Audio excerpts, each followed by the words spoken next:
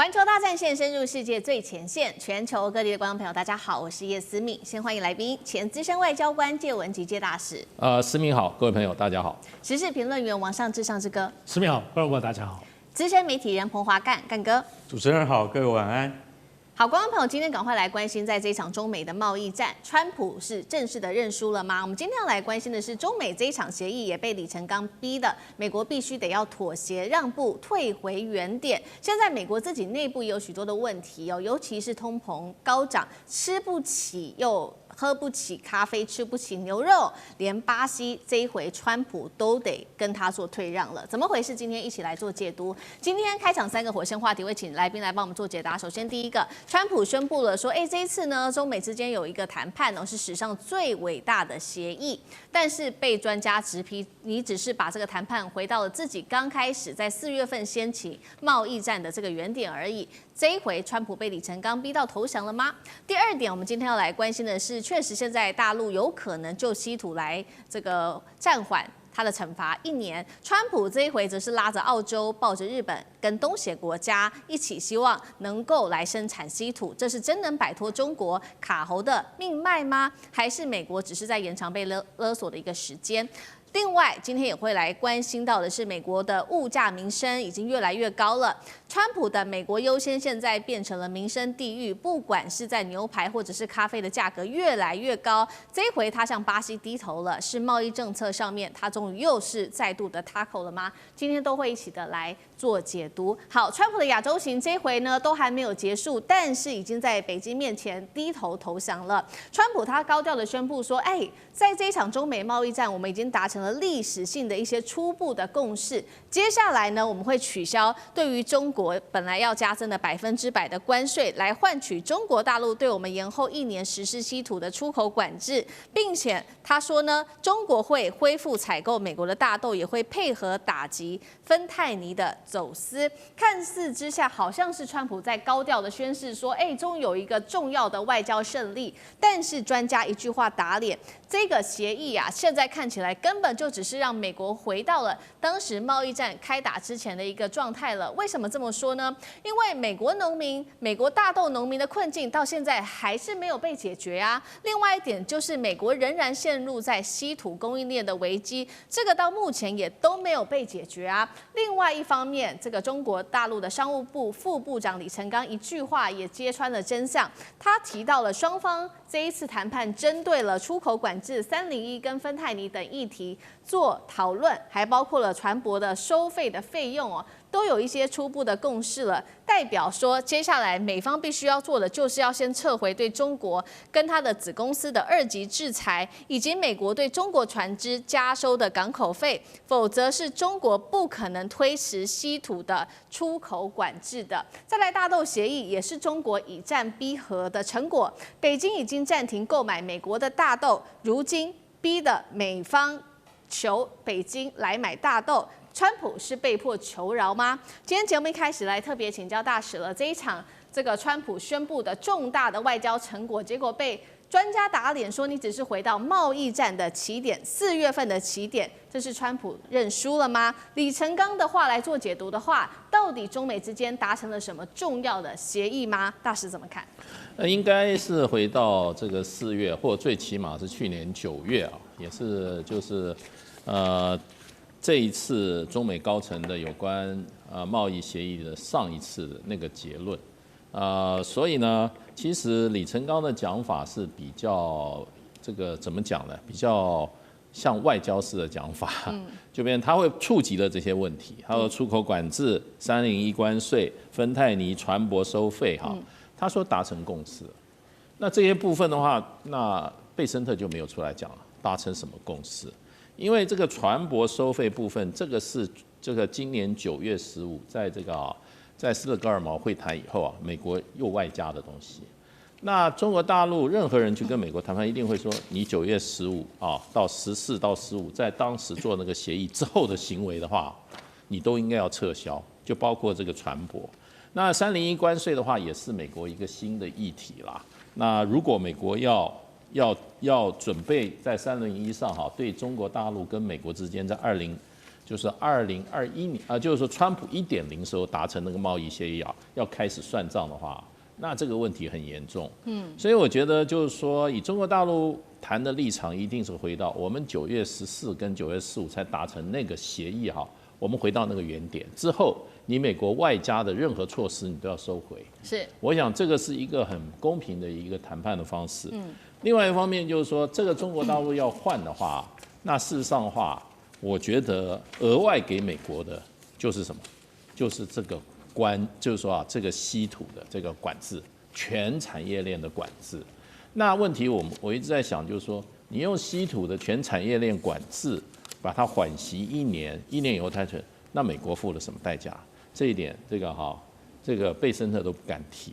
那我觉得这个部分现在双边这个李成刚讲的比较清楚。我们现在下一个阶段就是把这一次的双边谈判的共识我们回去走另外一个程序，也就是审批的程序。你今天贝森特，你也不敢说我们今天谈到这个我们美国就买单。李成刚也不能说美国各自抱回去，川普要去同意，然后习近平要去同意，同意以后才会有30号的在韩国的习川会。那到目前为止，一直到昨天，中国大陆的外交部发言人记者问到他了，他都没有说习近平要跟川普见面了。对，他说这个问题我们在磋商，有进一步消息我们会告诉你。是，今天几号了？28了。对，对不对？29。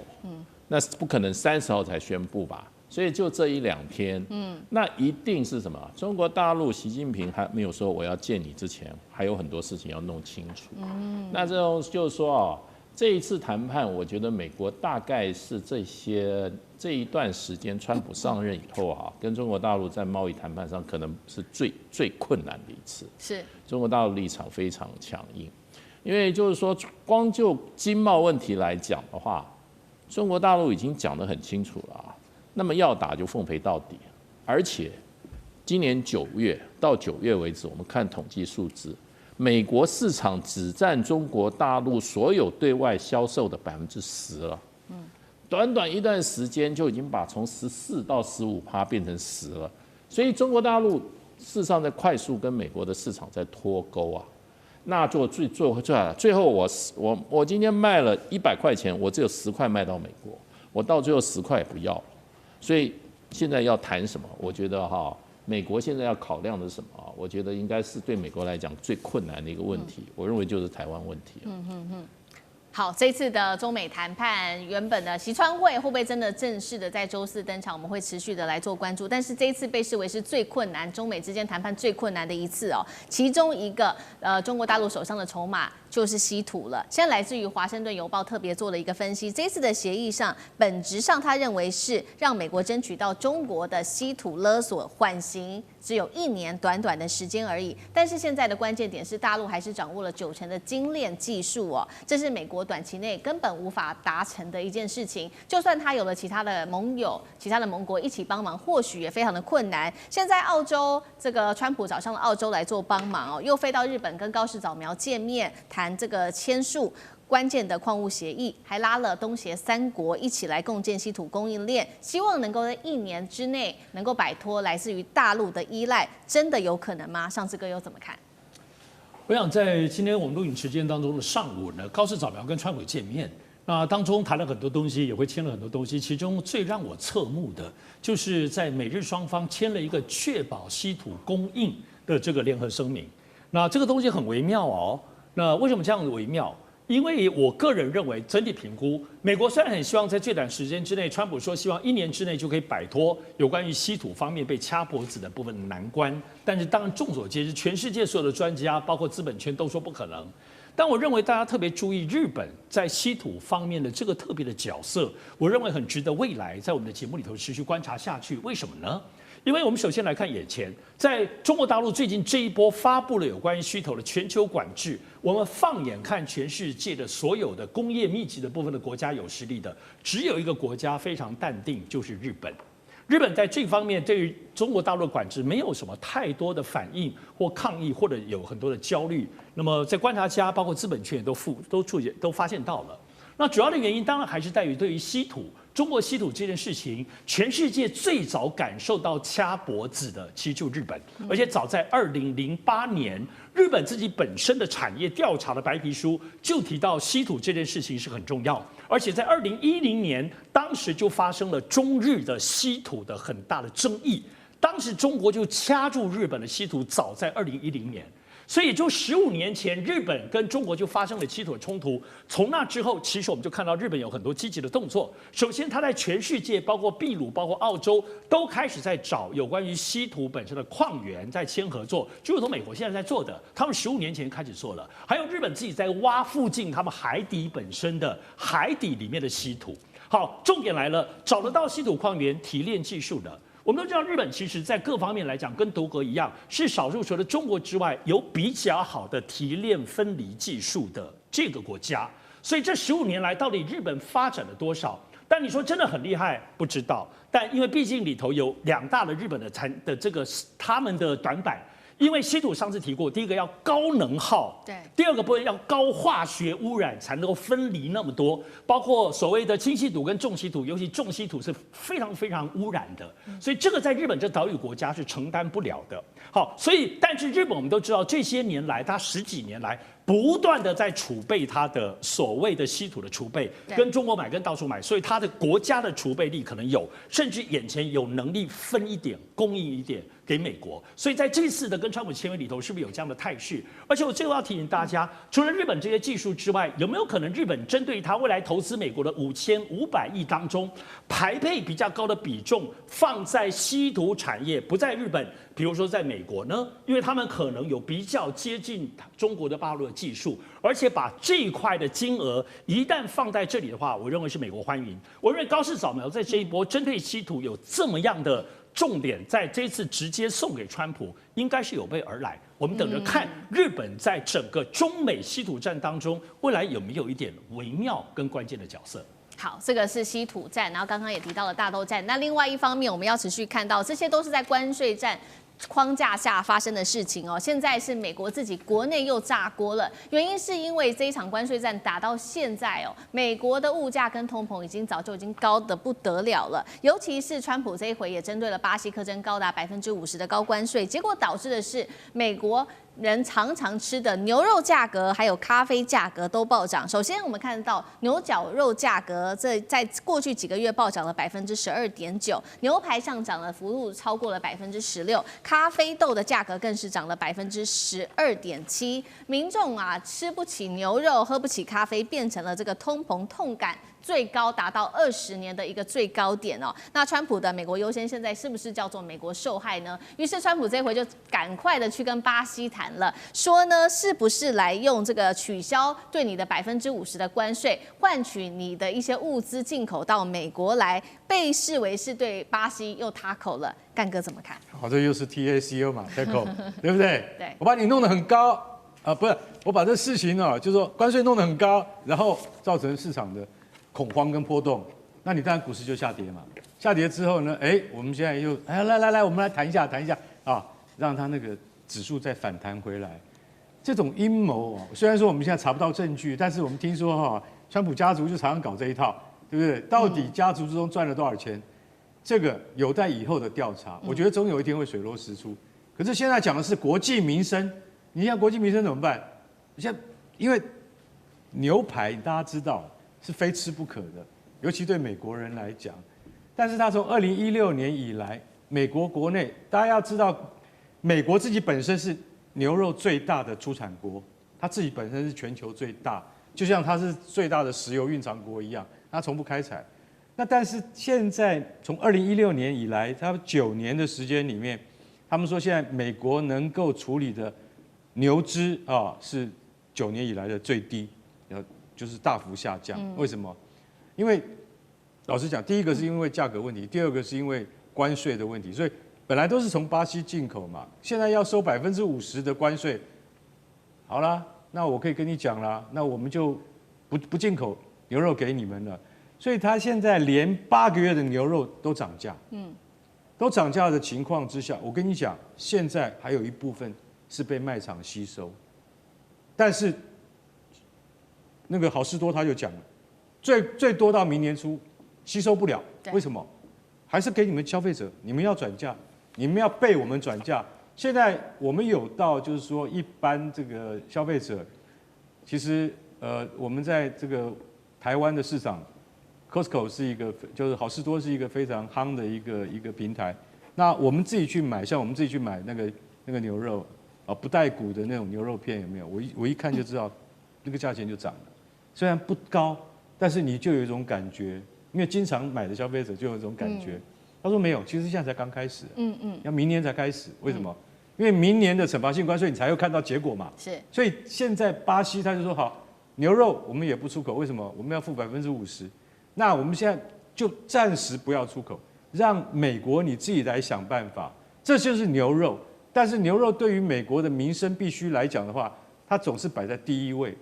其实它比咖啡还重要。讲到咖啡，咖啡更惨。咖啡你知道现在怎么样吗？我们先不要讲巴西，我们讲从 Costa Rica 到那个什么到非洲的喀麦隆，从美洲到非洲，因为美洲跟非洲的咖啡农不像巴西的咖啡农那么大户哦，他们都是属于比较个人化的那种商户。他们说现在不出口了，为什么？因为我们出口咖啡我们赚不到钱啊，对不对？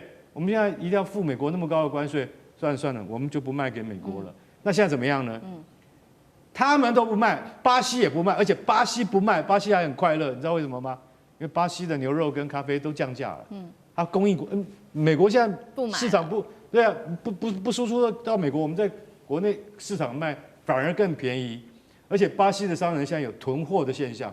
他就说我们现在就是我们抓着咖啡，全球的供应量一年大约是6000万袋，现在已经下降到3700万袋。大部分都在巴西的那个商人的手中，他就说我不卖。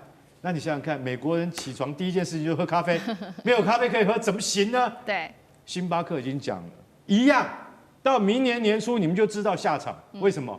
现在我们还不让你们看到，但是到了明年初，你就会发现说，原来早上喝咖啡变成一种奢侈的行为。好，谢谢干哥。那我们休息一下，马上回来。地缘政治、美中之争、战略价值、强权崛起、小国生存，现在与未来洞悉事件走向，掌握世界脉动，全球观点尽在环球大战线。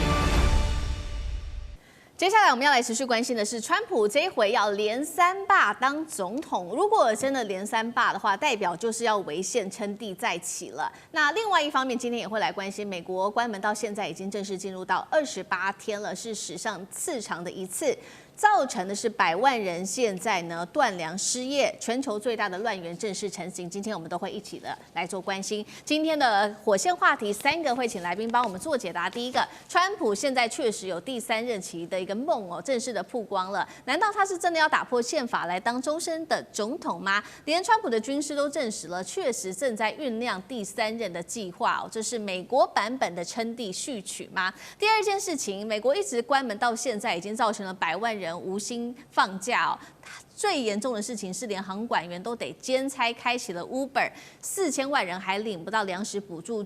根据了解，11月1号正式开始，他们就会完全拿不到任何的补助了。现在民怨都冲天了，川普还说都是民主党的错。第3件事情，大家都没有饭吃了，川普却在这个时候砸下换算新台币92亿元来翻新白宫的东翼哦，说是要让美国更体面。但是美国真的能够再一次伟大吗？今天我们都会就这些议题一起来做关心。川普这一回的亚洲行重头戏川习会还没有登场，我们看到他就已经在想着，他要再做第3届的总统了。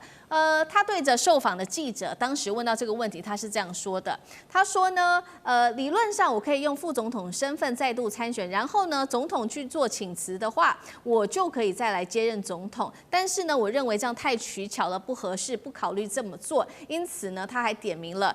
包括了说，我还是有接班人的，副总统范斯跟国务卿卢比欧啊，都是我心中的潜在接班人。如果川普真的想要做第3任的话，会发生什么事情呢？首先，国会两院必须要有2/3通过修宪，才有可能让他来竞选第3任的总统。但是来自于 BBC 的最新爆料，确实前白宫的首席策略师，也就是这个之前川普的军师班农，他就公开说，确实啊，川普第3任的计划现在正在秘密的酝酿当中。真的吗？他要做第3任，他会打破美国的宪法规定，或是用其他的方式来达成他的目的地吗？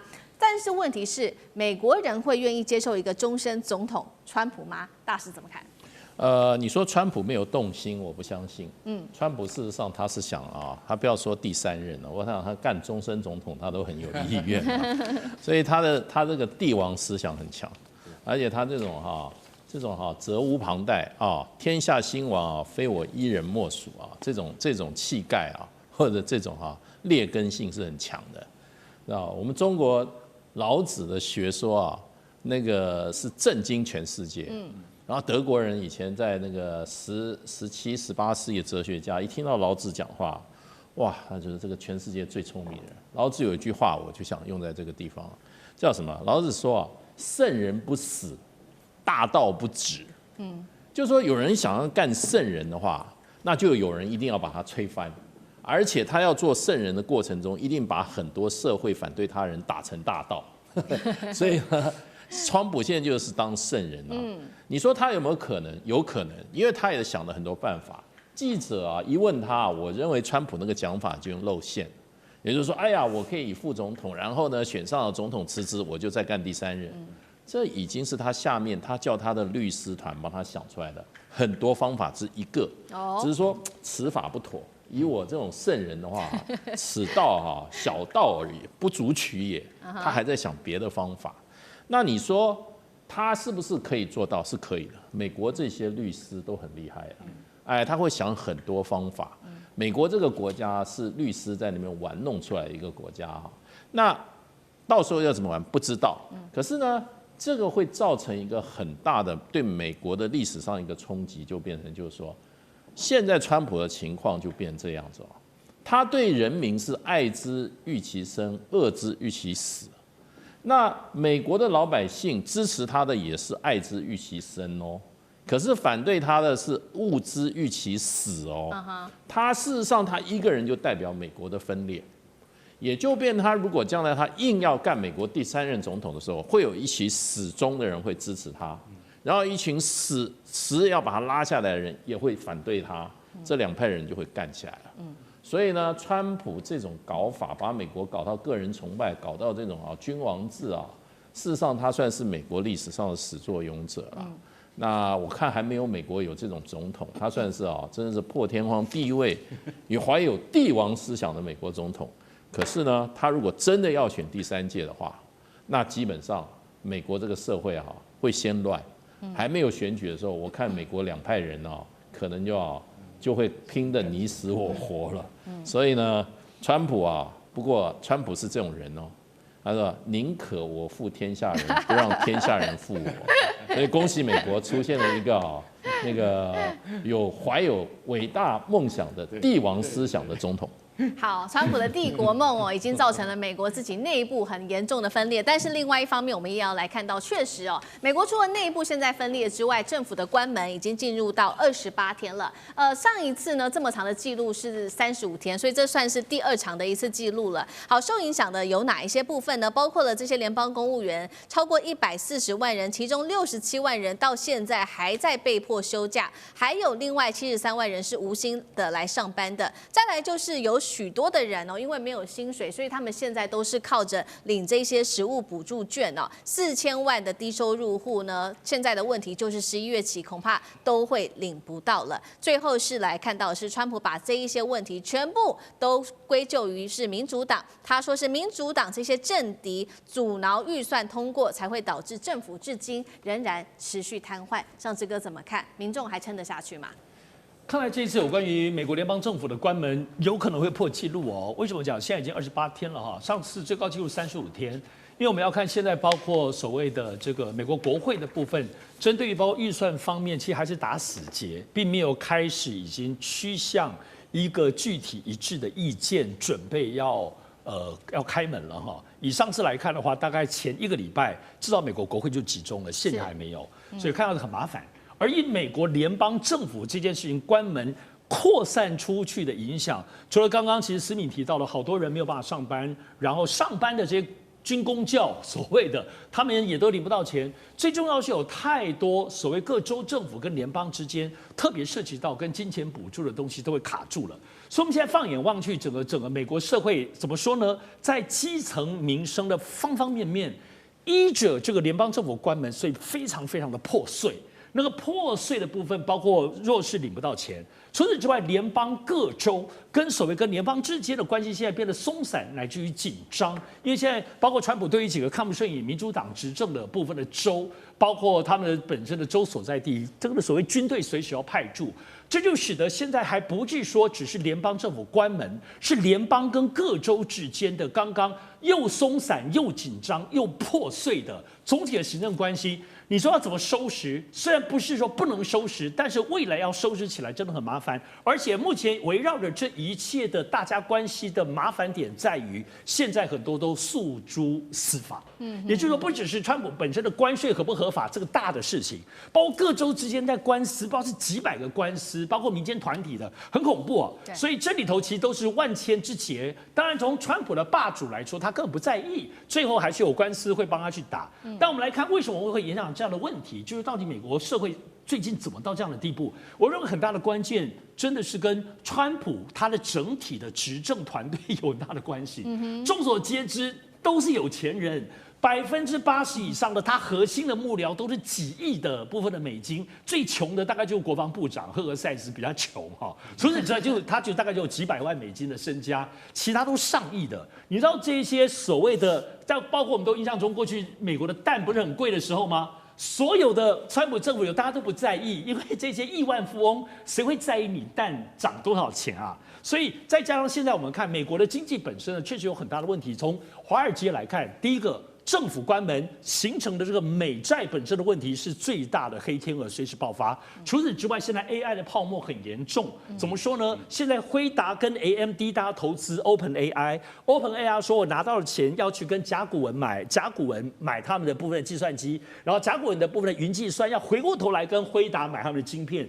这个本身的 AI 的循环泡沫真的很严重。哪个地方现在看起来很合理，但哪个地方一卡住，大家后来发现 AI 只花钱不赚钱的时候，这个泡沫一破的时候，就会使得刚刚前面讲社会政治的问题会连带的更加严重。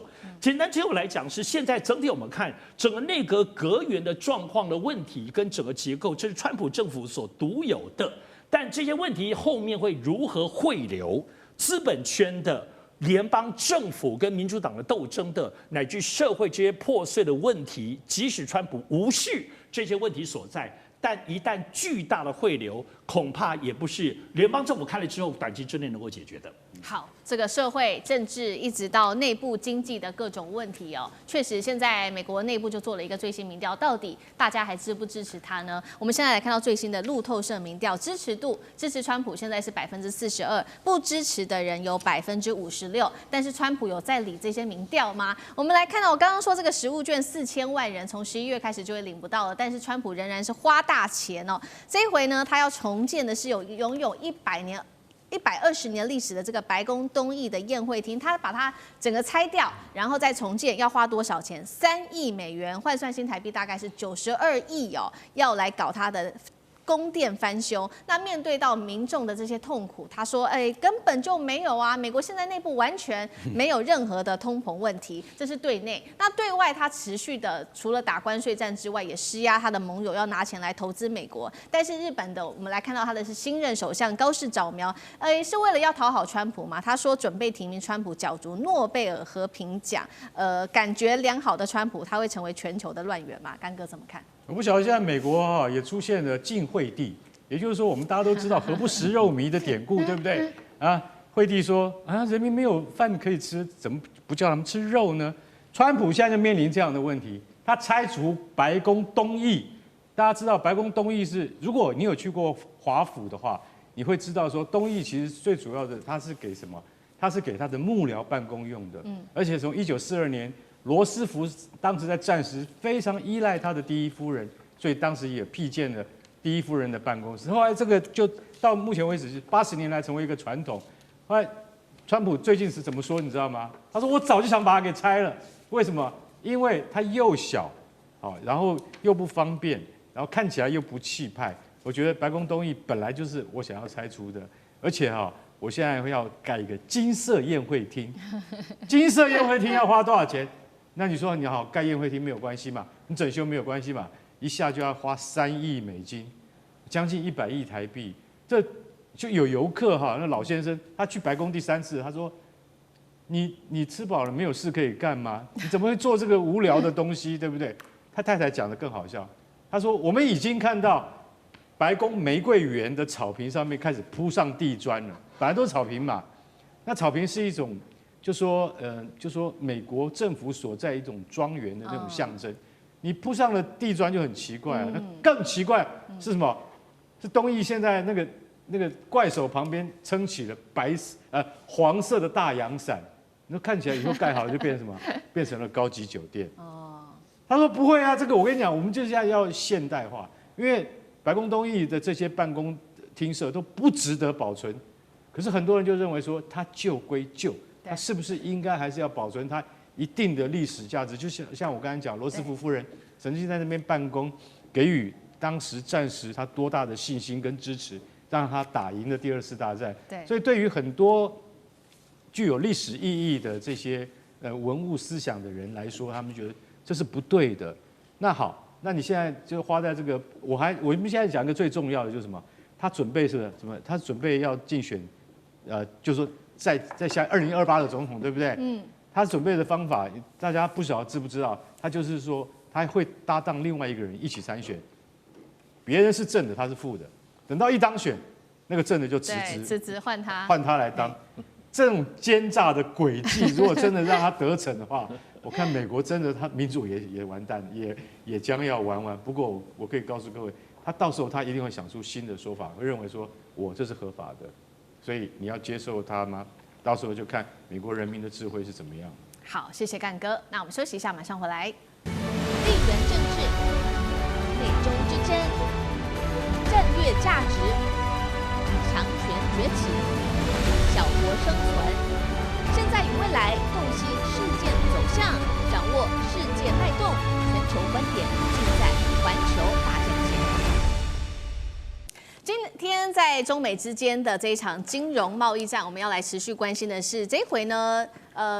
大陆国家的，我们来看到是习近平，他说呢要来当的是全球的黄金保管人。尤其现在呢，川习会快要进行前，现在丢出了一个叫做金融核弹。我们今天要来看看各国会不会把他们的央行金条往北京这边去送呢？美元霸权有没有可能在这个时候做松动？今天都会一起的来做关心。赶快来看到的是上海这一回呢，打算透过在上海金交易所在香港这边设立一个叫做国际版的指定仓库，传出呢现在已经跟多国谈好了，那么各国有机会把他们的黄金储备转来放在香港，展开国际的黄金交易。所以呢，不只是像过去放在这个纽约或者放在英国，这一次有没有可能就放给中国大陆来这边做储备呢？另外，我们来关心的是，如果真的成真的话，也代表说过去在美元的这个霸权里面主导的国际金融秩序会开出一个人民币金本位的新战场。我们来看看专家怎么评论这样子的一个动作。首先是来自于渣打的首席经济学家，他说，现在各国正在打算要分散他们的外汇储备，也就是说，不是只是单压在美国这个地方了，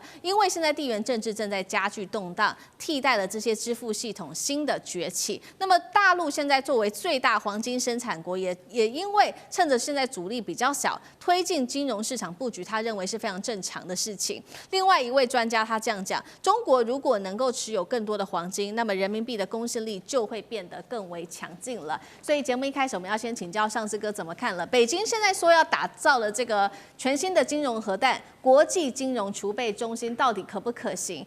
各国宁可把他们的金条搬到中国大陆，也不再信任美国吗？如果川普的关税战引爆了这一场黄金去美元化风潮，这样子来看的话，中国现在的动作是在做反攻吗？上志哥怎么看？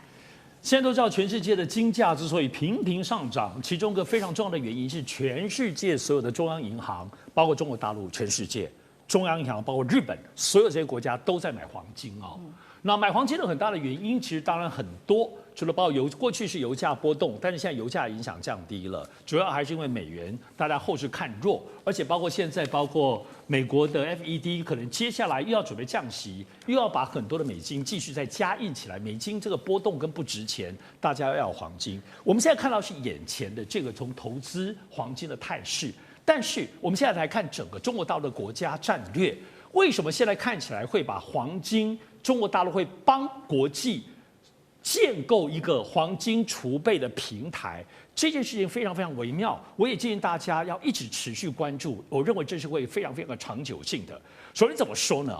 首先是这样子，现在我们看中国大陆面临的处境，除了刚刚讲美元本身的波动跟美国美债这个当中的其他的这个问题之外，现在还有2大是中国大陆面临的问题。第一个部分是现在出现稳定币也就是说现在虚拟货币这件事情，现在变成看起来是美国川普政府的国家总体的金融战略，不知道是哪个犹太天才发明出来的，特别是稳定币跟美元美债挂钩之后，形成一个除了过去来讲比特币这些虚拟货币之外，一个全新的等同跟美元一样的，在虚拟币里头狂吸全世界所有的资产，虚拟的而且是虚拟的跟美元挂钩除了美元之外，现在没有其他国家的货币用虚拟币的部分挂钩，现在吸已经据说吸得蛮厉害，像东欧很多国家，甚至包括中国大陆很多的国际贸易开始私下的从稳定币这个虚拟币开始走了。这几个月，单这半年当中，已经吸掉了，据说有几千亿美金的规模。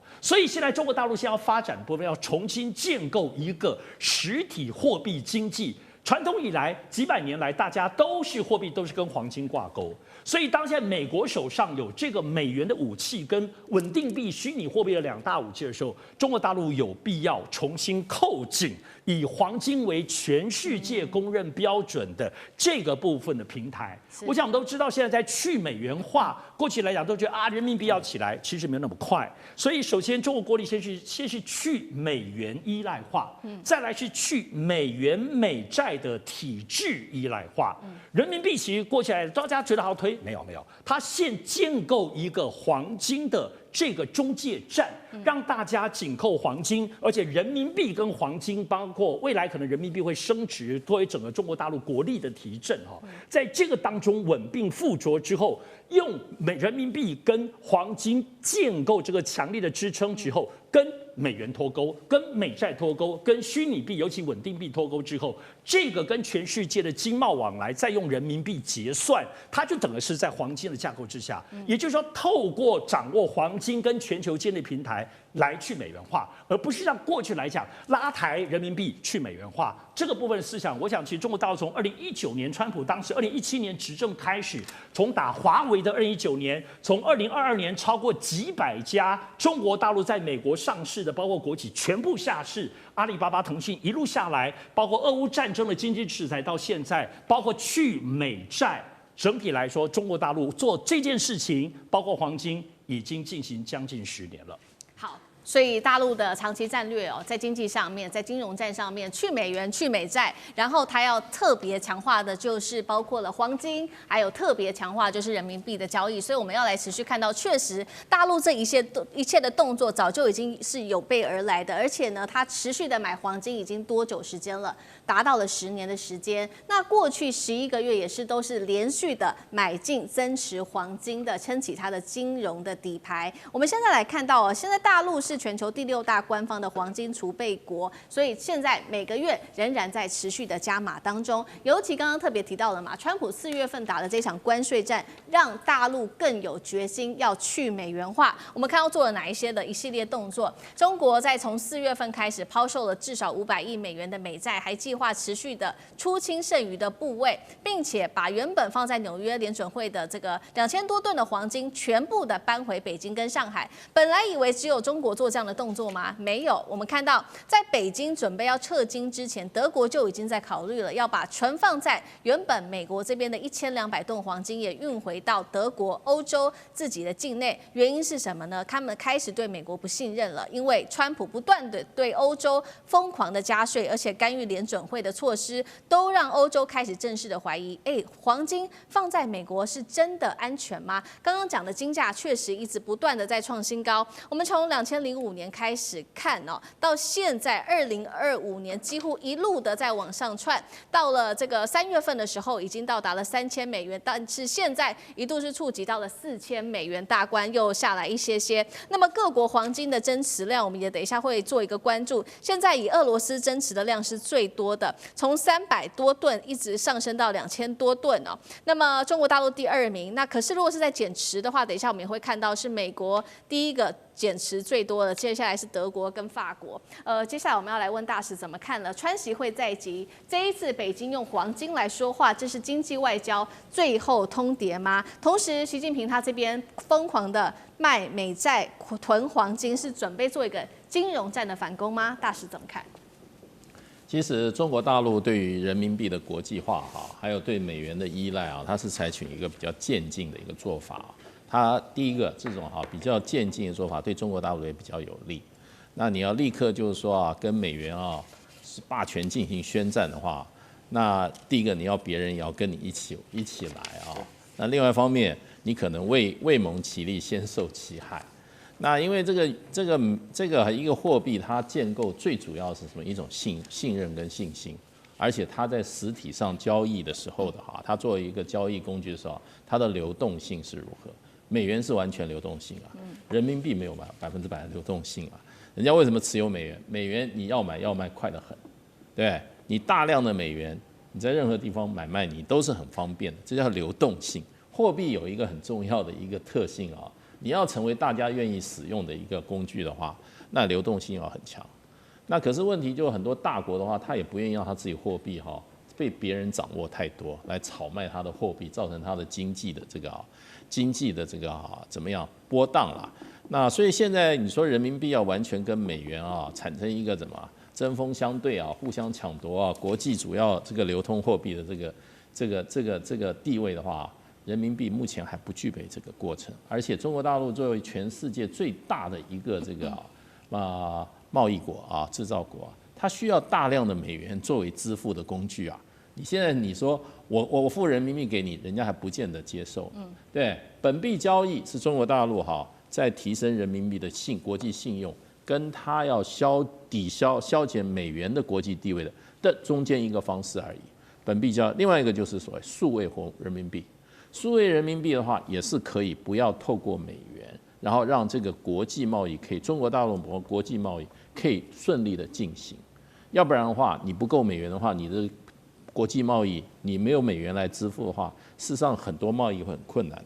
第三个现在就是什么？储备黄金，加强储备黄金。某种程度上来，我也听过一种说法，其实人民币为什么要放在很多手上中国大陆抓了很多美元？其实美元也代表一种什么？一种锚定的功能。人家信任你这个经济，信任你这个货币，是因为你手上很多美元。那美元今天这个地位不是说一朝一夕造成，它很长时间造成。你要撼动它不是那么容易。所以我觉得中国大陆现在是多管齐下了。所以增加黄金储备的话，也是一个方式。第一个分散风险，第二个你多储备黄金的话，对于人民币的国际信用也会增强。所以我认为这个都是一个渐进的过程。中国大陆并没有说要跟美元进行立刻摊派式的这种斗争，并没有这个情况。好，在这样子人民币增强、态势国际的地位之下，美元霸权会不会间接的转弱呢？等一下，请干哥来带我们看。那我们也先来看一下现在的金价因为各国央行现在疯狂买金之下，美元信任被掏空。我们看到近10年金价可以说是翻了3倍，疫情期间冲破2000美元，刚刚讲了嘛，在3月冲破了3000美元，到现在近4000美元左右。那央行的部分，全球的黄金需求中，央行买盘占比高达1/5，是远超过2010年那个时候的1成的。干哥怎么看？好，现在美国跟日本比较具有规模的投资人的话，他们现在都在做贬值交易。什么叫贬值交易？就是我不买法定货币了啦，像比如说美元英镑我不买这个。我虽然不买，我抛掉一定是贬值嘛，对不对？没关系，我不要了，我干嘛？我就去买黄金跟所谓的比特币那这是一种过程，但是他们看好，为什么？金价已经到了每英两4000美金了，还会不会再上去？刚才上次已经讲了，这可能还会再上去，再上去就不得了了。那这是不是一个长期性的现象？因为国际其实金价市场它其实受到政治因素的波动其实是很大的，但是连10年来它都可以涨。那你就可以从2020年那个疫情开始，从2000到现在变4000，不太久哎，才5年的时间它就翻了1倍了。那10年来它是总共是翻3倍。这是一个很值得观察的现象，就是说，究竟黄金是不是一个可以被依赖的？因为你连白银都跟着上涨，每英两50美金，啊，白银从来没有那么高过啊，对不对？因为白银的供应从来不是问题。可是现在大家就看到说，现在各联邦，就是说各国的中央银行，他们都是以黄金作为主要的那个准备来源，总共占全世界15%是各国央行所买的。在这种情况之下，金价只会越来越上升。为什么？很简单，破了4000美金，就是因为川普他今天做的倒行逆施，害得各国更加的恐慌。所以中国他现在在布局啊，在香港啊，他必须要成立一个第一个啊，设立首个国际版的，就是说储存金条的地方。那这个其实它可以说服一些跟他志同道合的国家。我就看中国怎么样踏出这第一步，比如说像巴西啊，比如说像金砖这些国家哈，那你说这些国家如果说他们都愿意跟中国志同道合，那就可以开始展开去美元化的第一步。但去美元化，像大师讲，真的没有这么容易，因为信任，对，很简单，信任感，你怎么让我们有信任感？其实最简单的解决方法，你光是从两岸关系之间，你让台商可以自由汇兑贸易，从这边开始建立起，好不好？我今天讲的很直接，台商以及到这个大陆当地旅游的台湾人，或者是暂居在大陆当地的台湾人，他们能不能有这个自由，这个在这个大陆开户或是提取现金的权利，到现在是没有的。我觉得大陆这方面应该中国要从这边着手。让大家取得基本的信任，你将来的去美元化，去建立对抗美元的那种国际战略布局，才有可能会慢慢的接近成功。好，谢谢干哥，那我们休息一下，马上回来。地缘政治、美中之争、战略价值、强权崛起、小国生存，现在与未来洞悉事件走向，掌握世界脉动。全球观点尽在环球大战线。好，接下来我们要来特别关心到的是缅甸 KK 园区最近的事情非常的多，尤其习近平现在正式的出手了，缅甸军方也获得在中国大陆的澳元之下，针对 KK 园区这边做了一个大扫荡，被炸成了焦土这个园区，另外还有千人大逃亡，甚至跳河溺毙，血染边境。我们今天会来揭秘的是妙瓦底诈骗帝国的一个血腥黑幕，赶快来看到是最新的消息，也就是缅甸边境最长的这个黑暗炼狱妙瓦底 KK 园区，被视为是东南亚的诈骗帝国心脏，是人间炼狱哦。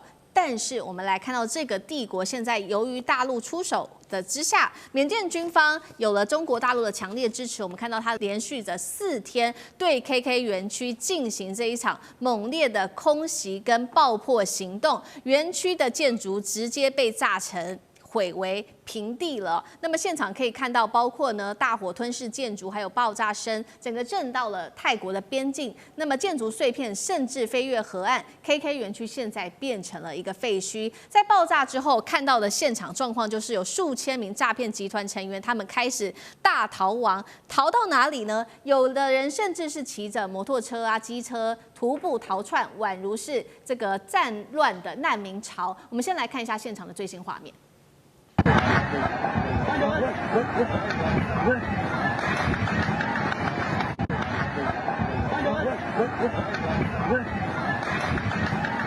好，这个逃亡潮是在缅甸的军政府在做炸破之后发生的事情。那也有人是直接逃命跳进这个边界的河，叫做莫伊河，却再也没有上岸。就在这个莫伊河，上千人跳河哦，造成了溺毙失踪，更是血流成河。泰国这边做了一个正式的统计，在这一次的逃亡当中，有400多人是印度人，另外还有菲律宾跟中国人都被抓到了。干哥怎么看？为什么缅甸军方这一次突然间开战式的清剿？到底现场状况有多危急？要我说实话哈，缅甸军政府你最好做一次真的，不要用这种方式啊来进行无谓的人命牺牲。为什么？你用炮击是什么意思？你今天要对付的究竟是谁？你现在你的目标应该是克伦民族联盟嘛，对不对？因为妙瓦底园区的这些诈骗中心都是克伦民族联盟在支撑的嘛，都是军阀在这个就说保护他们。为什么？因为没有他们的话，你们的经济也弄不起来。这是我今天必须要说一句实在话，习主席你一定要支持到底，就是说对于妙瓦底的这些 KK 园区的这些诈骗园区，你一定要就说尽全力，因为中国的确。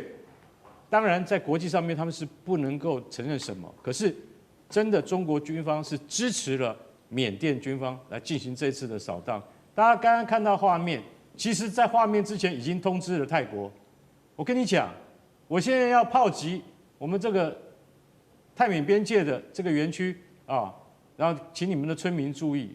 然后其实 KK 自己本身也知道，但他不知道缅甸军方是出手这么重。真的开炮了，而且用了什么？既然我说句实在话，缅甸空军能不能载炸弹都是一个问题，因为他们没有这种飞机。结果这次真的载有一架飞机就载了2颗500磅的炸弹丢下来，所以大家看到那个画面吓一跳。为什么？因为他们空军很弱，结果他们今天空军真的载了炸弹了，那是老式的美国炸弹，真的丢到园区，不过人已经都撤光了。那开始逃亡，大家就很惊恐，结果有3个人在河里面溺毙。你现在看到这个东西，观察家直接讲，有30个 KK 园区，要不要通通都消灭？200名菲律宾人，快200名中国人，400多名印度人，这是你看到的账面。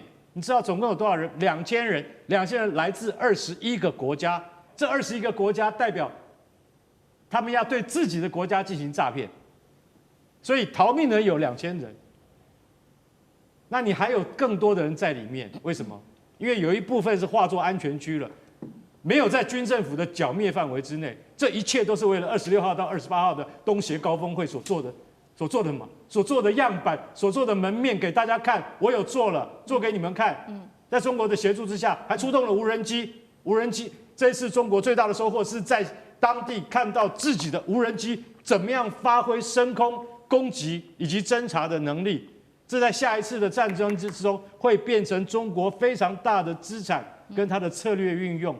我觉得这一部分这一方面，对于这次的突袭的来讲的话，可能中国是最有收获的。可以看到说，我们下次怎么样用无人机来进攻，对于大规模的这个范围的这个扫荡是有意义而有用处的。所以在这个底下，我真的很希望说 ，KK 园区。它就算是暂时被消灭了，它会不会死灰复燃？会，因为没有改变的是缅甸军政府的态度，以及它危害全世界经济体系的这个原来的那个样态是不会改变的。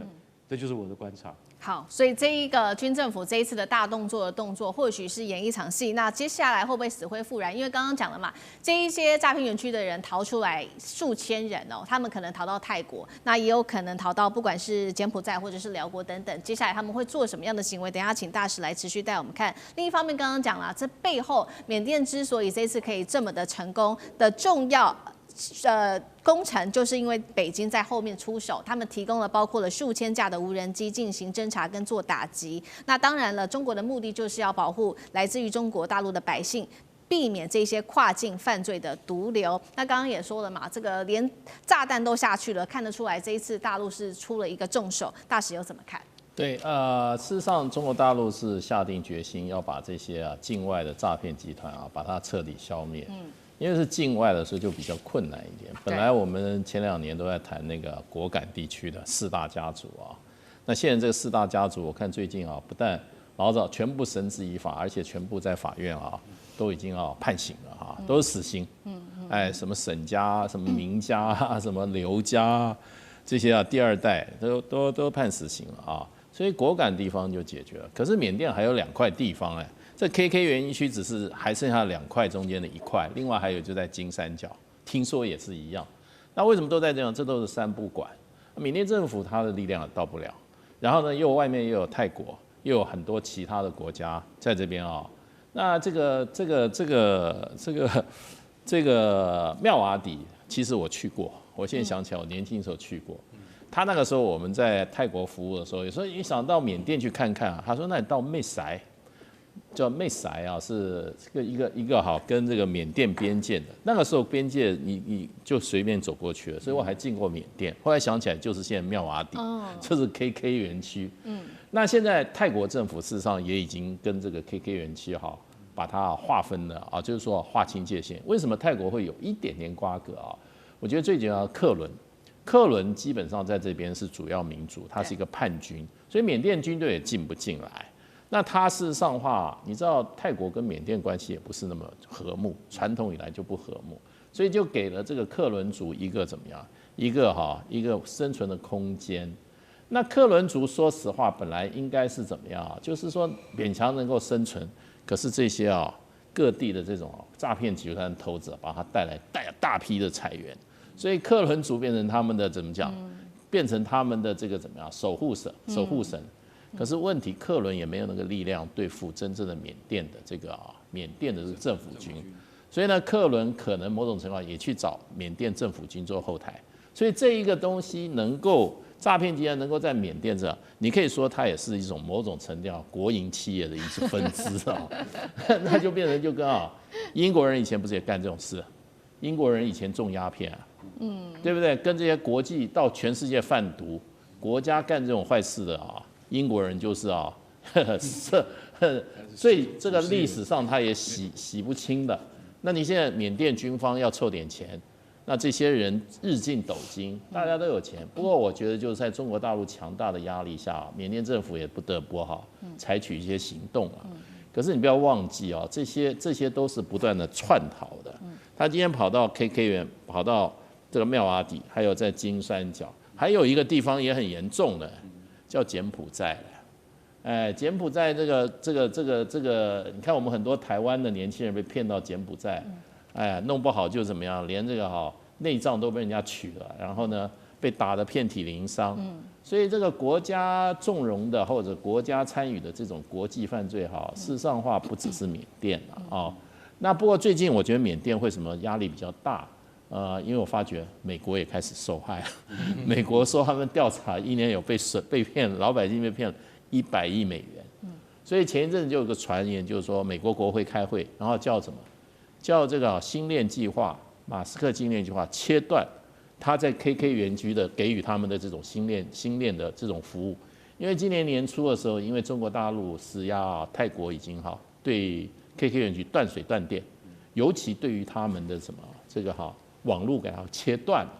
那网络切断以后，它要靠什么？它要靠星链，就跟那个在乌克兰的那个乌军一样，没错，它没有 Internet，它就靠星链。对。那美国现在也切它的星链，那美国会切星链的话，美国事实上也会发觉它老百姓的受害者，所以呢，美国应该也出手了。那现在这些诈骗的这些中国大陆骗还不够，泰国本身也受害，日本也受害。韩国也受害，所以我觉得这些诈骗集团最后就自取灭亡了，它变成世界的公敌的时候，它就活不下去了。是以前在这个金三角早年的时候，这个吸鸦片是公开的，可是当各国受到这个海洛因的毒害以后，大家一起说海洛因要把它去掉的时候，海洛因就没有地方生存。那现在这种诈骗集团中国大陆受害，美国也受害，泰国也受害日本也受害，韩国也受害的情况之下，它的生存的空间就会越来越少。那么它从 KK 再窜逃到别的地方困难就越来越多了。是好，这个跨国的犯罪组织涉及到非常的多的国家，那当然了，背后也会有一些黑帮的势力。现在我们要来看到是这个华人在背后当作黑帮的主导，他们透过的是虚拟货币的交易、人口贩卖，还有奴役劳工，形成了一个庞大的一个诈骗的犯罪集团。那从太子集团惩治，一直到帕劳诈团，到包括了崩牙驹等等的势力，形成了现在在东南亚各个角落。尚志哥怎么看？我们现在看诈骗集团，传统以来它还是有一个这个土生土长的模式。在这个模式当中，黑帮的可能性最高，我想推论都可以推得到，历史上都是这样子。但它原始的长成是透过官商勾结。那官商勾结从原来小地方的，比如说小的军级的这个茶器的勾结，到慢慢越扩越大。我想这个部分无论在柬埔寨，包括在缅甸都看得到，因为它最后越勾结到中央。为什么这样讲呢？坦白讲，你说真的，诈骗不好打吗？如同刚刚大所提到的，你如果把电力、水电断了，如果你把网络断了，乃至于你把金融转汇这个途径断了，其实就断了吧。我想以中国大陆在查气也都是顺藤摸瓜，因为过去没有经验，他们也查了这个诈骗集团从打柬埔寨到打缅甸打了10多年，在中国大陆摸索过程里头，其实先前掌握一个曾经在大概第3年掌握的关键什么呢？就是把诈骗集团，因为他们赚了钱要汇回来给自己家乡的父老跟太太嘛，所以当他们把这个汇款的这个地方控制住的时候，就发现能够顺藤摸瓜，可以逮到这些诈骗的人。所以我们刚刚讲这3个途径，如果你要做，你说现在真的要来用轰炸的方式吗？轰炸真的就是表演啦。如果你存心要断掉这种网络，包括电力跟汇款，那我认为现在最大的关键真的是汇款。